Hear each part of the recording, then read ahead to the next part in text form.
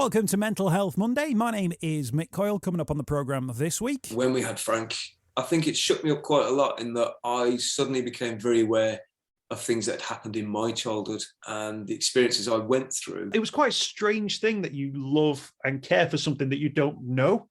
And then that to me was where there was that, again, that sort of disconnect between the emotion and reality, or what your brain is prepared to deal with. And I found myself just slowly getting to a point where I could function again. And I thought if there are new dads going through similar experiences, maybe from their own childhood, their own traumas, I felt like I had the tools to be able to help them. And I'll be reminding you how you can make connections with mental health organisations within your community. It's Mental Health Monday. Hey, howdy, we're the home of the UK's conversation about mental health. Welcome to the Mental Health Monday podcast.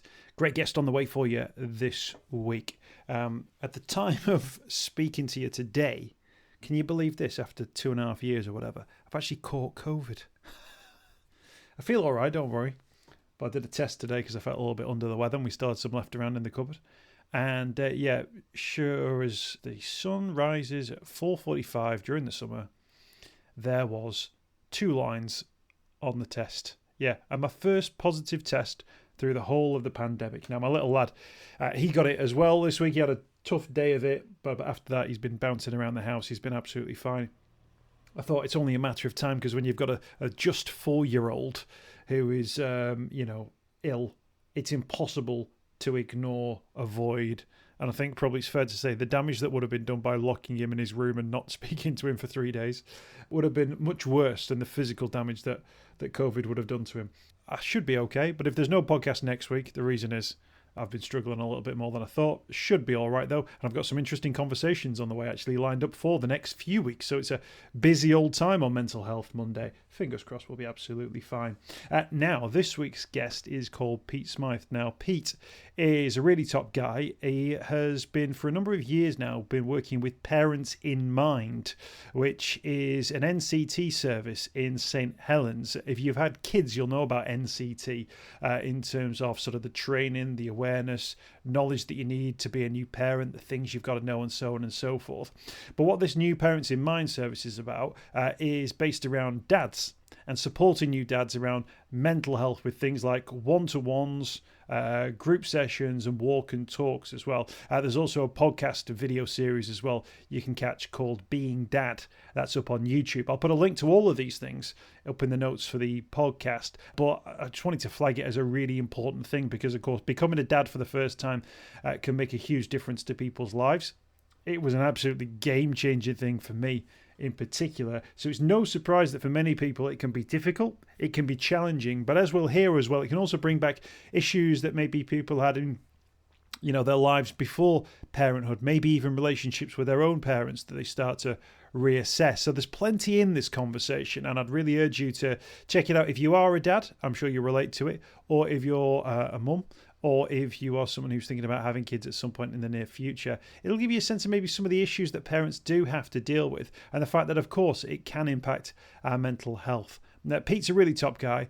His wife, Emma, actually put us in touch. I've known Emma for a couple of years from working on the radio in Liverpool, so I'm glad we could make that connection with Pete and hear about the work that he's doing. Now, there are a couple of pilots for the service that he's running at the moment. Pete will mention a few places dotted around the country, but I'll put a link to the NCT Parents in Mind website in the notes for the podcast to find out a little bit more about where they are and how you can connect with them. But I think the conversation's an important one. Don't forget, you can join the Mental Health Monday Facebook group. I'm also on Twitter at Mr. Mick Coyle, and I'm also new on Instagram as well, at Mr. Mick Coyle on there as well. Put a few sort of personal photos on there, bits of gardening that I'm doing, things that I do to sort of keep on the right side of positive mental health. That's all on the Instagram feed too, at Mr. Mick Coyle. Do check that out. Started off having a conversation with Pete, though, by first and foremost talking about how he got involved in the Parents in Mind service.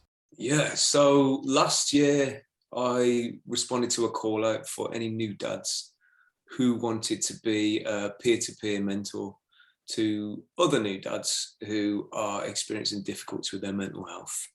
It was an 8-week training course. There was 6 of us, and we just talked very openly about our experiences of being a parent, the life changes that we went through and our experiences of mental health difficulties. And there was a full range. I think the guy with the youngest child was probably he was a year old, and then there was another dad who had kids who were in their 20s. So it was a broad range of different perspectives and different backgrounds. And we all said collectively, I don't know if we'd have been friends or had met each other under different circumstances, because we are very different people. But actually, we kind of, the permission for us to all be vulnerable and open with each other has solidified. We're all very, very firm friends, and we all really look out for each other now. And it's something that I'm very proud of, that I got on board with.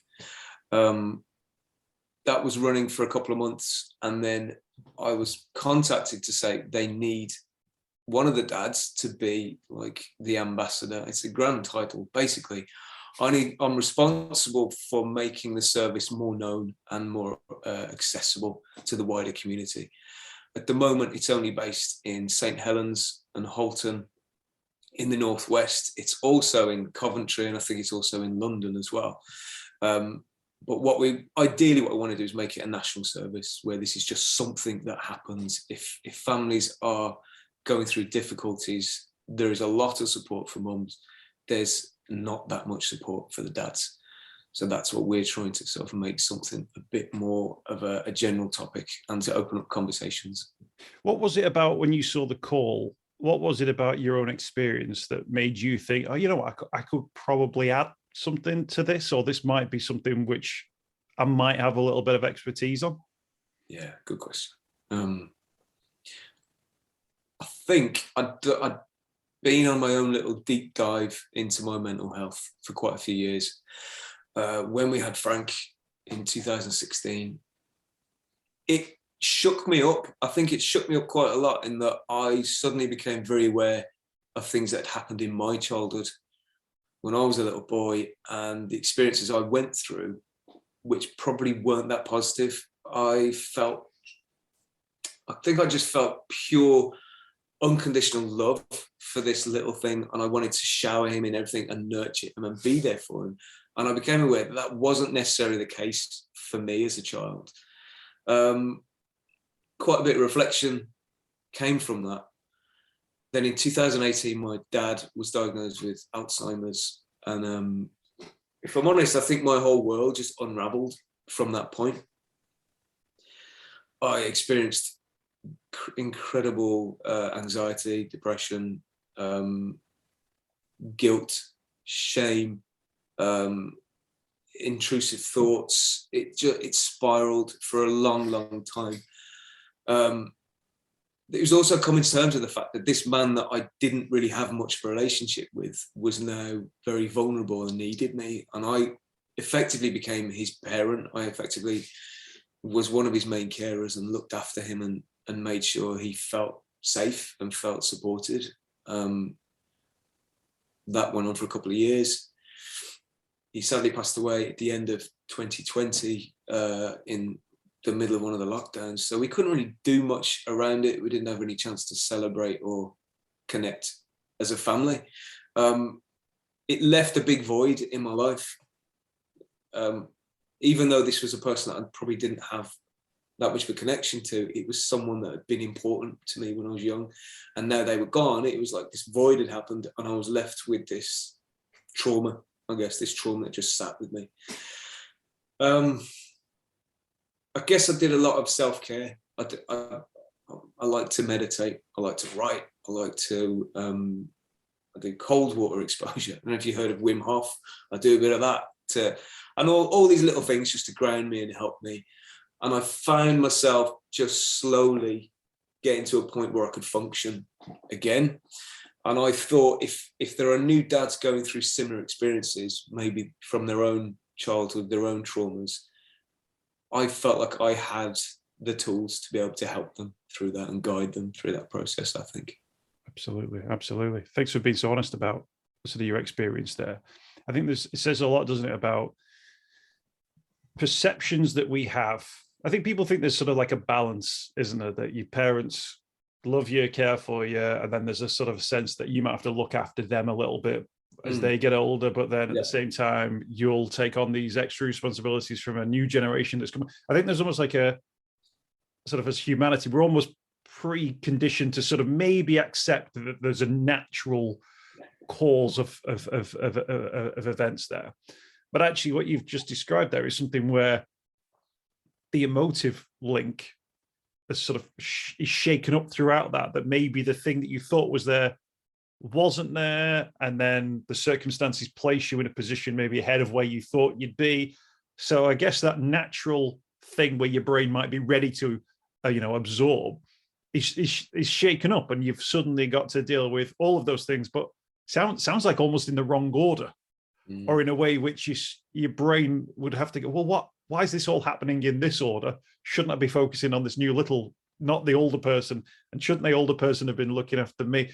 And then dealing with that memory and all of that stuff that sounds like just so much to take on and for your brain to sort of deal with. Yeah. I had quite a few conversations with my wife that nobody warned you about this chapter of your life when you hit middle age, and suddenly you're balancing children and parents. Your children obviously need you, and then your parents get more and more vulnerable. So they're not supporting you so much as you now have to support them. And it was quite a wrestle. It was quite a shock to be in that position, because you do, like you said, when you have children, you imagine that your parents will be there as like a safety net to kind of help you. And quite often that is the case, and quite a lot of people still have that, but we didn't. And that just, compounded everything, I think. I guess as well, when you look at sort of becoming a parent for the first time and dealing with sort of parenthood, there is that aspect of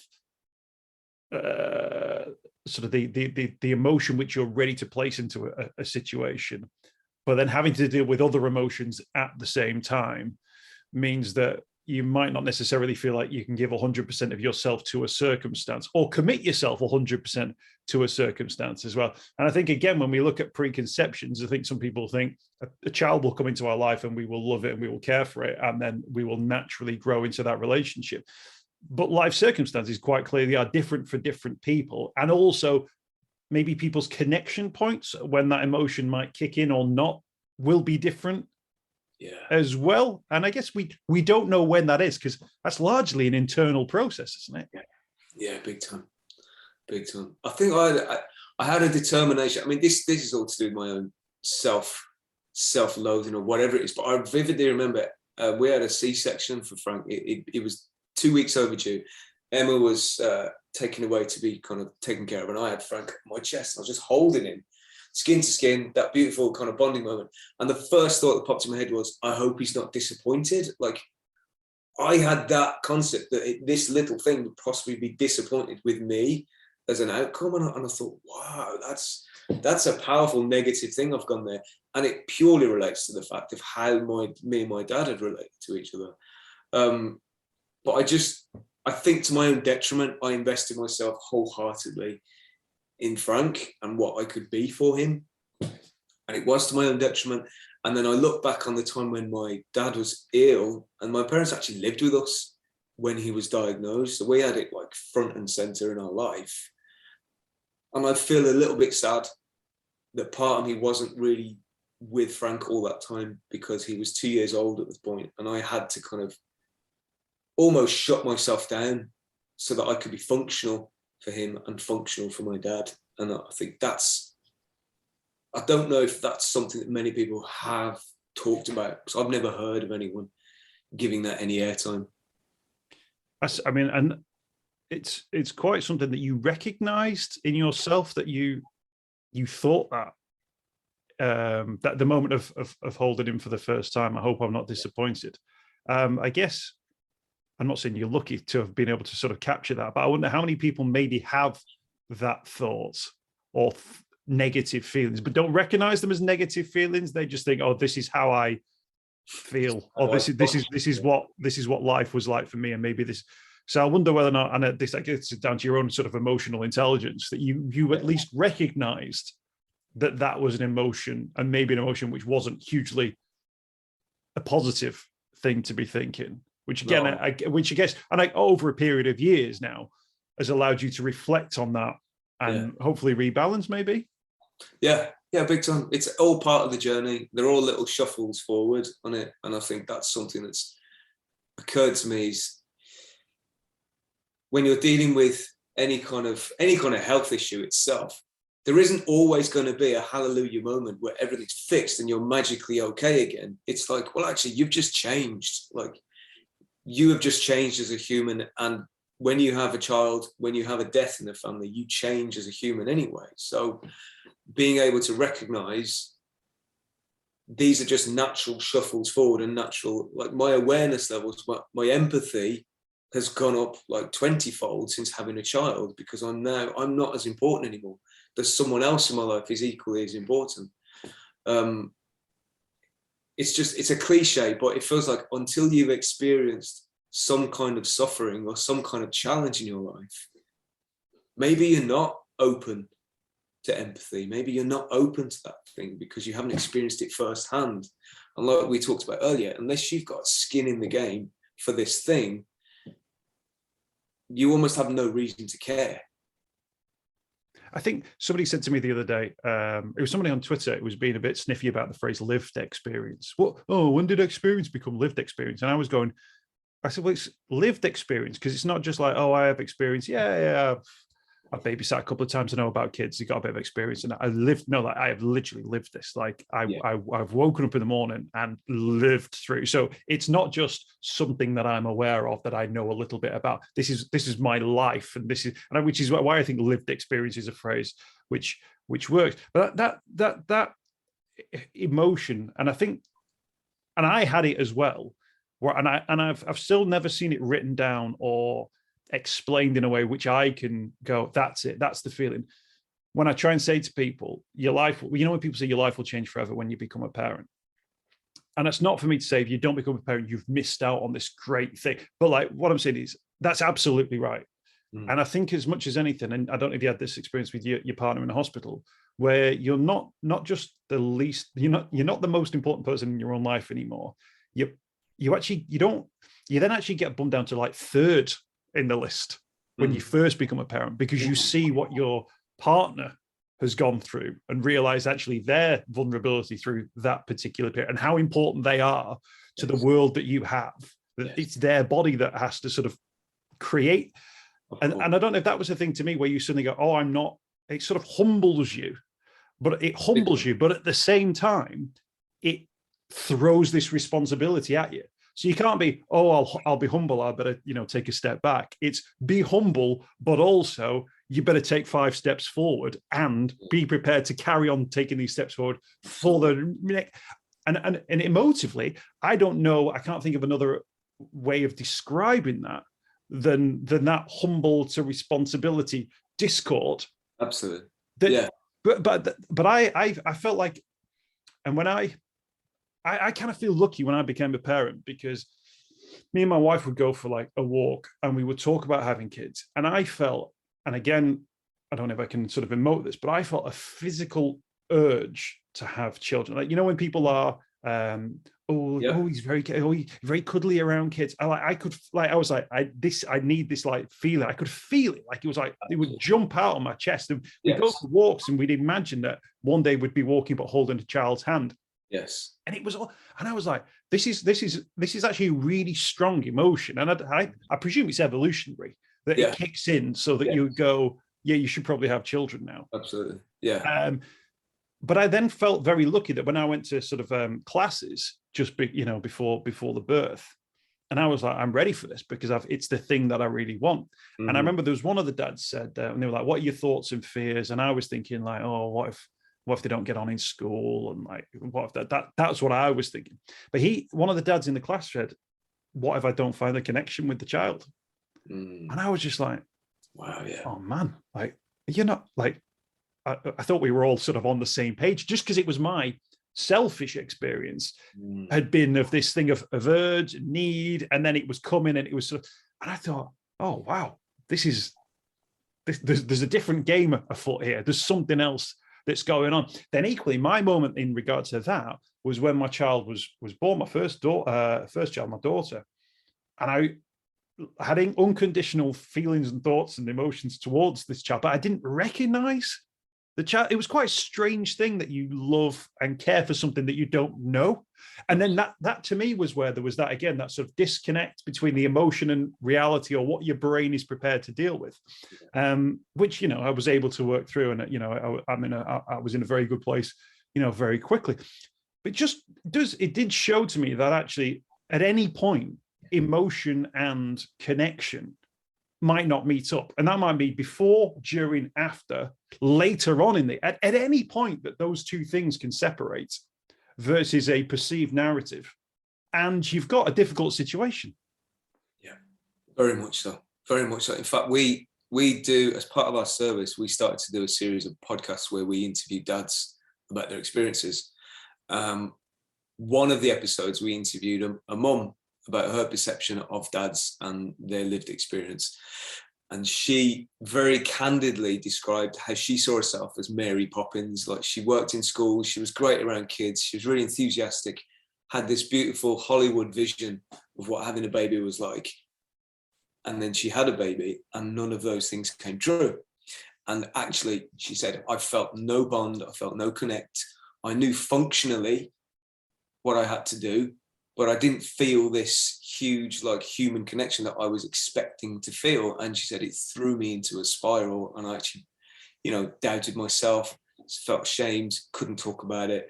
And it took her about a year before she felt, I felt a genuine love and affection for this new being in my arms. And not enough people speak about that, is that fact that just because you decide to have a child doesn't mean it's going to be easy, or that you're going to be instantly good at that thing. Like yourself, I was probably in my early 20s, and I thought, I'm not ready yet, but I'm definitely going to have kids. I definitely want to have kids someday. I think I'm going to be good for it. I think I've got the right tools.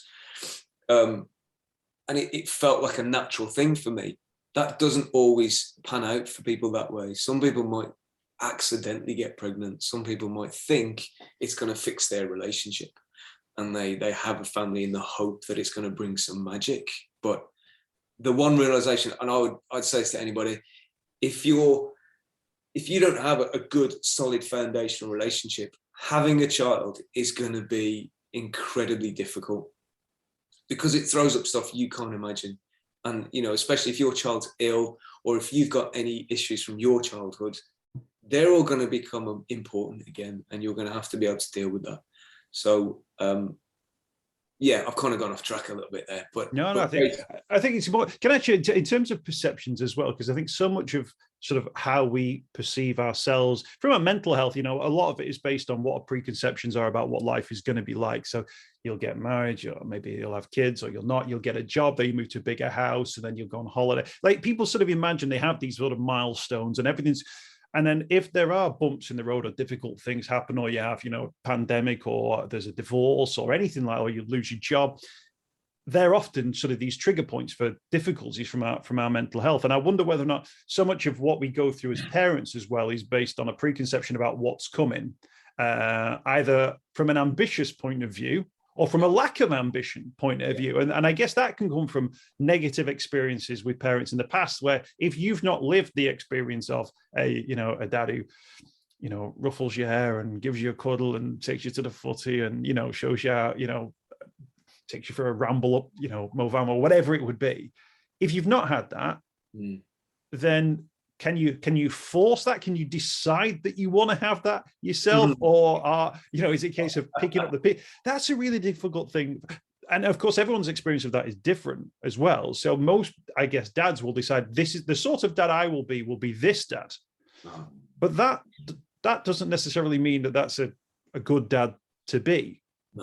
But it's the best effort you've got, because that's been your life or lived experience of what parenthood is. Good question. Yeah. I think my own lived experience was, I had a dad who was very disciplinarian, and his dad was very disciplinarian, and that was his role of being a good dad, was that I'm the disciplinarian. I earn the money and I tell you off when I need to tell you off. He didn't have the emotional tools to understand that that's not necessarily how you connect to your children.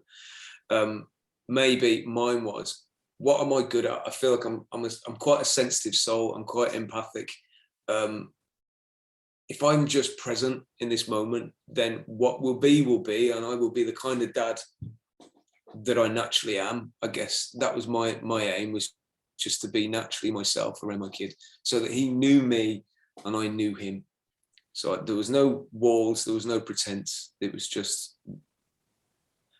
he would have a model of someone who could be very present in a moment. And actually, another thing I'm proud of is, if I mess it up and I explain it to him and I say, mate, I had the best intentions, but I messed up there, and that's okay.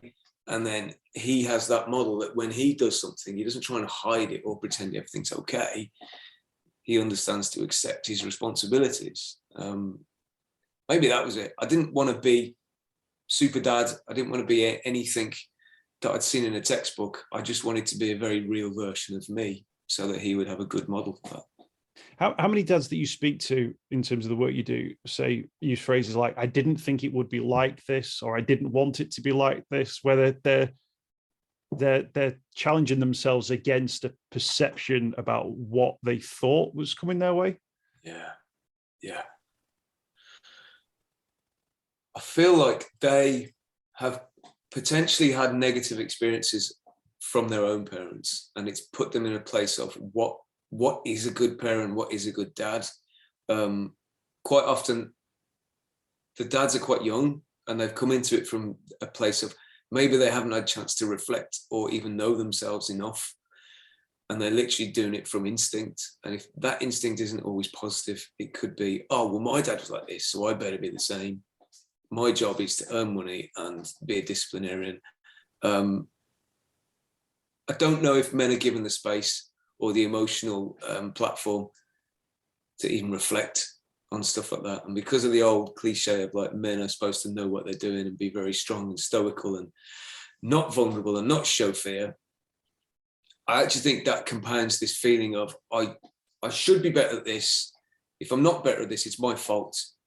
But I can't talk about it, because if I talk about it, then I'm weak. So there's this whole bubble of men thinking they should be better, but not able to share that feeling. So, and I guess this is the crux of the conversation, I guess, Pete, then, is that conversation you have with them. Like, if you put, say, like the hippie dad at one side and the disciplinarian, former army colonel at the other side, and somebody's had that experience where it's been negative. I guess there might be people who've had the hippie dad experience and maybe think, he wasn't switched on enough. He didn't engage me for the real world. You might be at any point in that spectrum yourself, but then people will talk to you about their issues. Yeah. And I'm guessing it's not for you to say you need to be more like this. You've got to find, you've got to help give them the tools, if you like, to find their place in that spectrum. Absolutely. So right. So they can move, and they can't just jump from one to the other. They've got to find a pathway to it. And as well, and I think that's quite a difficult thing to do, to sort of give everyone the power to say, this is how you can be the best parent. And I don't know what that's going to look like, but I guess when you find that point, you'll know you're close to being there. That's a tough call to make, isn't it? Yeah. Good This show. is why you're the ambassador. I am the ambassador. I think what I've learned is, because, like I said, a few of the dads that are in the group, St Helens is a big rugby town. There's a lot of big rugby lads there, and they don't automatically embrace vulnerability or sharing emotions in that sense. But one of the dads who actually trains younger people in rugby, we did a section on reflective parenting, where you reflect on how you reacted and why you did it. Not just instinctively tell them off, send them to the room. That's how you deal with it. Like there's some kind of template for how you deal with this. It was reflect how your child felt in that situation and what you brought to it and why you brought that. What was it that informed you in that way? And he said it changed my perception of my role. I suddenly understood I don't have to be like a two-dimensional cartoon figure of what I thought dad was. Actually, I can be very real and fleshed out. And what I'm bringing to this may be something from my past that I haven't dealt with. And he even started asking me about mindfulness, and he said that's opened up a little room in my head to look at alternative methods of dealing with my feelings and my emotions. And like you said, you can't expect everyone to go from being angry dad to suddenly being like a hippie dad. I don't know, he just meditates all day long. That isn't going to happen. And it's not necessarily going to be accessible to everyone in the same way. But these little increments of change are going to bring each dad to their own personal happy place when they're a parent. And it's going to make them feel comfortable and confident to deal with any interactions, to deal with challenges, and to be okay. But it's their version of okay. Yeah. So you've described their self-care, self-reflection, which generationally, there's multiple generations who don't have that skill set at all. And we can criticize people for that, or we can say, why would you? Why would you have that skill set when we never spoke about it? We never taught anyone about it. You were never taught how to do it. Of course, you're not good at self-reflecting because no one's ever even told you that it was a thing before. We can't expect everyone to be able to do it, which I think that's the great answer, by the way, Peter, to the question about giving people or empowering people to have that sense of self-reflection. Yeah. So they can then go, all right, okay, that's why I did that. Can I give you an example of parenting that made me think, oh, actually, there's something in this. This is from when I was growing up. So my little brother got into trouble swearing on the bus or whatever, going on a school trip. And the teacher took him off the bus and said, right, you're not going on the school trip. I said, who was swearing? He went, oh, yeah, it was me. And he went, right, you're not coming on the school trip. And it was at the time, I remember it was very serious, like, oh, swearing and not allowed to go on the school trip. I remember thinking, oh. Anyway, it flared up at the parents' evening. And my mum went in to speak to the teacher. And he said, obviously, I had the incident with the thing. And she said, let me ask you about that. She said, someone was swearing on the bus. You said, who's swearing on the bus? My son put his hand up and said, yeah, it was me. And admitted that he was at fault. Yeah. You told him he couldn't go on the school trip. What message do you think that has sent to my son? Don't tell the truth. And I was just like, oh, Mum, you're good. Like that is, I thought, flipping heck, Mum, that's absolute, like, that is sort of level 9 parenting right there. And of course, he didn't know what to say at that point. But it did make me think, oh, the world isn't this sort of like straight lines, things happen, cause and effect. There's this other stuff going on, which you don't know about as a kid because you don't feel like you're developing as a child just because you just feel like that's life. Absolutely, yeah. But there are constantly these things, these sort of lessons that you learn, reflect on, and need to have, I think, positively reinforced to know that they're lessons, to allow you to grow and to see what is a little bit of it's I think as much as anything, we live in a world where there's not a lot of social justice. You know, there's no consequences for people in power doing a lot. You can make loads of mistakes and nothing ever happens as a result of it.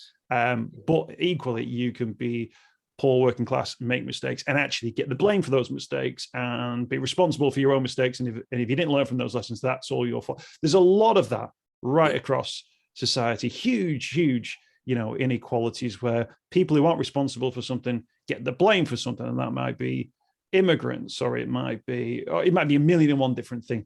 I think that those sort of lessons of social justice, we need to sort of be able to do that as a parent, and to sort of instill that, so children recognize then when something isn't right. Hang on a minute, that doesn't sound quite right to me. Yeah.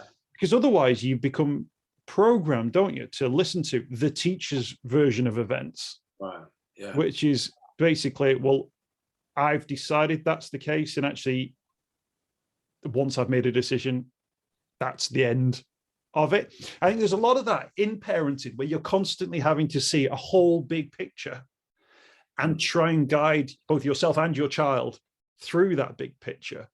Yeah. Even when you can't maybe fully explain why the picture is so big and what's so complex there. I think that's a fantastic point, because I've realized, so Frank's in school, me and my wife made a decision, he's gone to school. Even though I personally have some conflict around the schooling system, what it means, what it does, and the wider consequences of that.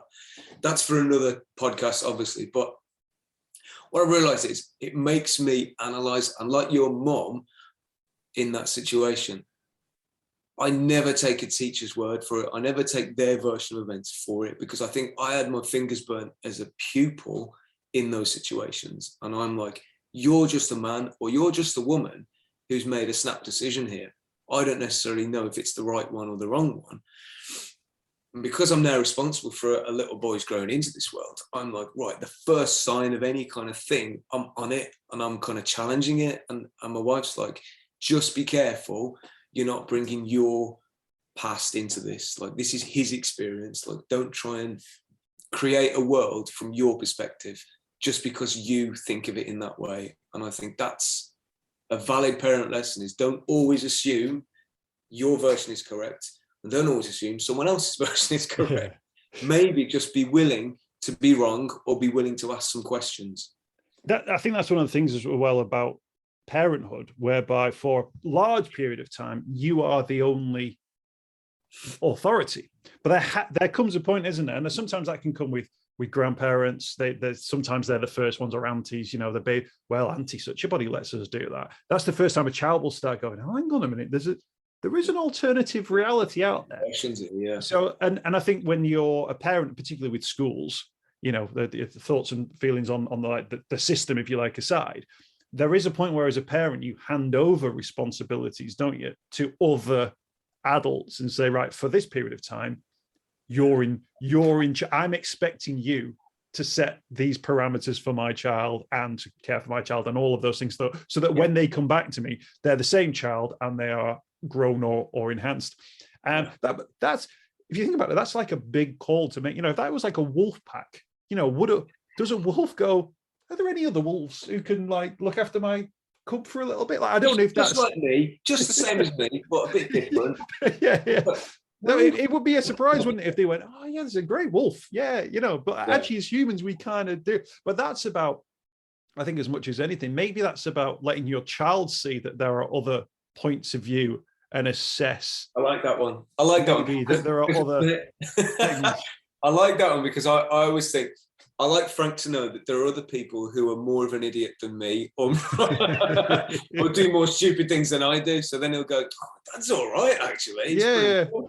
So yeah, no, I get that. And I think the trust issue, that's probably a big thing for me, is the trusting an education system and a specific teacher that has your kid for about 30 hours a week to do what you would do in that situation, to read it in the same way. But that isn't the case, unfortunately. Yeah, absolutely. That is a conversation to be had another day. Absolutely, it is, but it's a very interesting conversation. Yes. Pete, in terms of the sort of the Parents in Mind service you got up and running, you mentioned some of the places that are involved. Do you have to be part of the NCT sort of club to be sort of to become part of it? If there is a parent who's listening to this thinking, oh, you know what, this is a conversation I probably need to have, or even if they're thinking, you know what, I'm about to go into this parenthood thing and I don't know what's going to come my way. Can I have a sort of a pre-chat with people like yourself? What are the sort of the entrances really into this? A very good shout, that is, mate. We have purposefully, so I'll just give a brief background on it. It started off as mainly support for mums. Then they realised there was a big gap, like dads weren't being given anything. So we're a pilot scheme effectively. And what happened was, at the beginning, we tried to reflect the same service as it was for mums. And I think when I became kind of the ambassador for it, I said, I don't think this is going to work in the same way. Men in general at the moment won't access informational help in the same way that a mum will do. So we started making podcasts, which is freely available. It's on YouTube. It's on the NCT YouTube channel. And that's basically us having these conversations like this that gives a platform that it's okay for dads to talk about these kind of issues. There's also some general practical stuff that we probably talk about that may not have occurred to a new dad. We do one-to-one. For one-to-one, you have to be referred. You have to go through a referral process, which is through NCT, Parents in Mind. A lot of mums will be already on board with that, but they will often say, oh, is there anything for my husband? Which is when they get referred to us. We also do a walk and a talk session. Now, that's freely available and open to anyone. You don't need to be referred. You don't need to do anything. You just, if you're a dad and you fancy chatting to some like-minded dads, just come down, and there's information about that. That's freely available. That's freely accessible. I'm also in the process of making creative sessions because I'm a photographer. And I want that to just be for any dads who want to possibly have a chance to be creative. And through that creativity, we can start to open up discussions about mental health, about being a parent, about the challenges that we face. But we're not coming into that room as someone who needs fixing. We're literally coming to that room as someone who is in a new situation that they want to share with some other people. And then from that, we can open it up. You mentioned the fact that it's a a pilot scheme, and a lot of this feels kind of new, even from an offer which wasn't there, even when I became a parent, 7 years ago, and then 4 years ago. Is there sort of a golden bullet, if you like, that we need in the system that just maybe engages dads maybe earlier on, or alerts them to some of the big changes that are coming their way, in the way that I think mums kind of get, because they physically have to go, they physically have to go on a journey, whereas dads emotionally have to go on a journey, but can opt out of large parts of that journey if they choose to. Yeah. And I wonder whether or not there is something which means that dads engaged maybe earlier on, or dads with a contact point throughout a period, would be something which might just change this whole game as we move into the future. Yeah, good point. And a good phrase which sprung to mind in the training was, it's a quote from Desmond Tutu, and he says, rather than pulling people out the river downstream, why don't we find out why they're falling in the first place? So it's like, let's get to the root of this. Let's not react. Let's get to the root of this thing. I think awareness, and I think permission. And I had a good chat to some tutors of midwives last week and told them about our service and what we do, and the value of having what we like to phrase whole family. If the whole family is in a thriving place, then the better the opportunities this child's going to have to feel loved and nourished and cared for.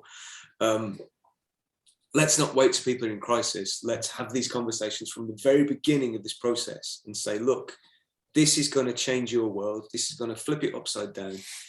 There are going to be times where you're going to be challenged, and you're probably going to be reminded of your own childhood. These are elements of support that are around you now. And we urge you to be open with each other, to be honest with each other, and not think that you have to fit some predisposed template of the perfect mom and the perfect dad. Those things don't exist. They're just in TV and films. You are the parent that you're going to be, and that's it. And the more permission we give for men to have these conversations with their wives, with their partners, and with each other, that this is a hard thing to go through, and actually there may be a fallout from it, I think we'll start to put some kind of process in place where NCT and the NHS will value it enough to put some funding into it and make it a priority, that mums and dads are all cared for in this process. Absolutely. It seems like something which is going to be sort of growing as an idea. And I think, you're obviously sort of trailblazing it at the start, Pete, and those dads who are sort of signing up and getting involved, that they'll become the first sort of generation who've sort of self-educated as opposed to, Yeah, and I think the beauty of it, sorry to cut in there, the beauty of it is we're dads mentoring dads, and then those dads can then mentor other dads. Because what we want to do, we're actually trying to recruit more volunteers to train up, because we want to grow this as much as we can. And we've got a group of, there's 6 dads who have been referred into our service now, and it is growing exponentially now. The idea is that we then mentor these dads, and then we can probably say, well, hey, you've got this, and then they can mentor someone else, and on it grows, and then the supportive community is just there. Pete, thank you so much for your time. Really appreciate you joining us on the podcast today. Thank you, Mick. Pleasure. Lovely to chat to you, mate. I hope you've enjoyed this week's podcast. Thanks for checking out Mental Health Monday. My name is Mick Coyle. You can find me on Twitter at Mr. Mick Coyle. You can also find me, Mick Coyle, on Facebook as well. Don't forget, if you want to speak to somebody about your mental health, you can do so. The Samaritans, free to call on 116 123. You can find mental health services where you are. Just look for the Hub of Hope. Type in your postcode. It'll find those mental health services close to you. And for support in a crisis, you can text SHOUT to 85258. That's if you're experiencing a personal crisis, you're unable to cope and need support. Shout to 85258. That's a text line. Do get involved in those services. In an absolute emergency, always remember the number to call is 999. Thanks for downloading the podcast this week. We'll be back next week with more Mental Health Monday.